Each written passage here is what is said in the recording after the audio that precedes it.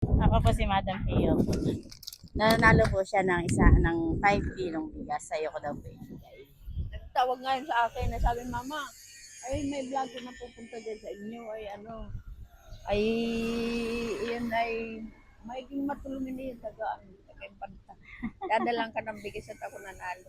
Opo. Ito po, nanay. Maraming Yung 5 salamat, kilong Ma'am. bigas.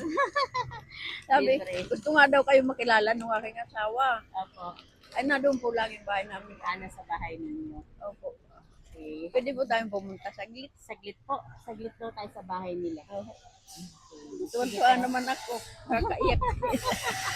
Nakakaiyak naman kahit naroon sa malayo yung aking anak kami naalaan niya.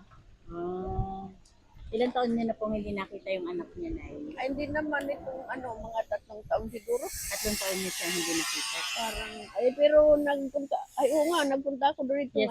nagpunta Sabi ako ko nga. nung nakaraan, nagpunta ako doon nung nanganak siya, December. Oo. Punta ako doon. Sabi ko nga sa kanya, ano mamang gusto mo?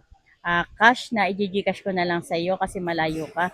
Hindi po, ma'am, sabi niya, dalahin mo po sa nanay ko at mas kailangan po niya iyan. Sabi nga niya, Mama, ikidijikas na lang. Sabi ko, hindi, sabihin mo gusto ko siya makilala. Para, para naman. Ayun. Hello po.